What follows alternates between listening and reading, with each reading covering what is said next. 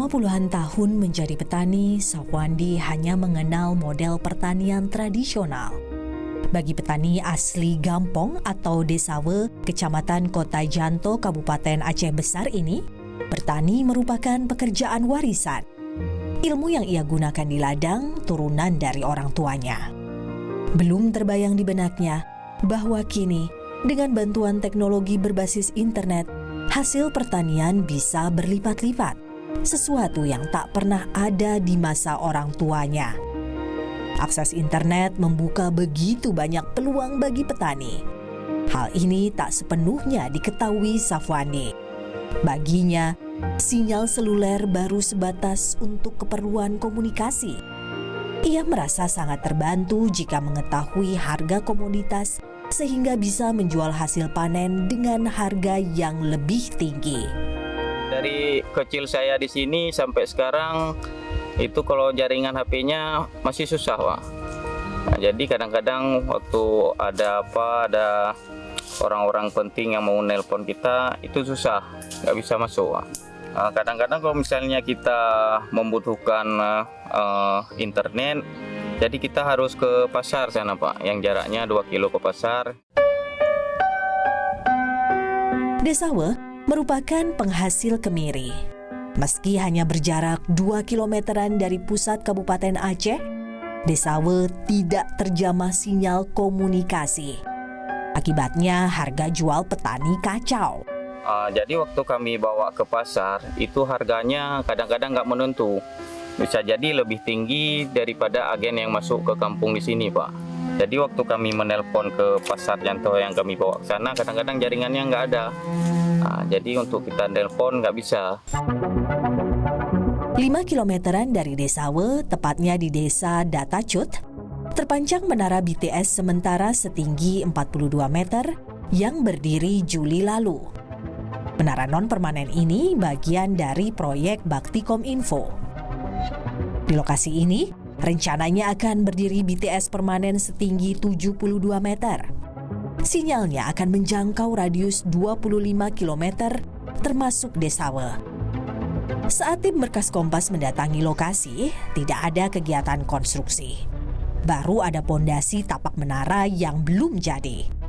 Menurut Kepala Desa Datacut, Eko Wisnu Abdi, pembangunan BTS terhenti karena pekerja sedang mengerjakan pembangunan di lokasi lain.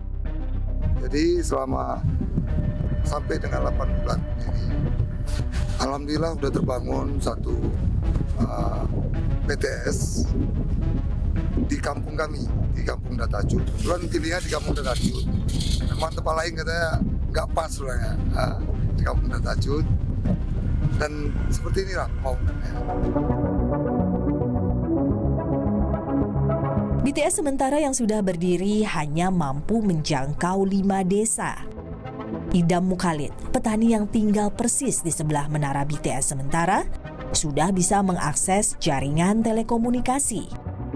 Kalau menurut di tempat kita ini kadang-kadang ada sedikit di sini di rumah ini. Maksudnya di depan rumah saya ini ada sedikit sinyal. Tapi kalau maksudnya ke kebun sama sekali nggak ada.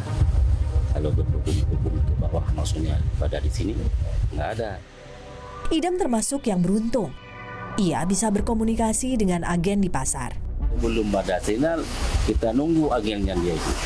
Jadi kalau dia maksudnya ada lewat, kita stop. Nggak ada lewat, berarti kita jemput dia ke rumah. Maksudnya tinggal kita telepon. Ya, tinggal kita telepon. Ini Pak Agen, agen kemiri misalnya. Ini Pak Agen kemiri, di rumah saya ada kemiri misalnya berapa kilo kira-kira. Oke, besok pagi nanti kita ambil. Tinggal telepon aja nanti agennya itu.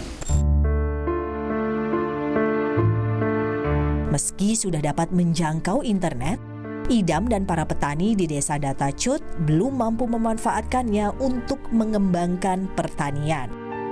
Mereka tak pernah mendapatkan literasi digital agar pertanian mereka naik kelas.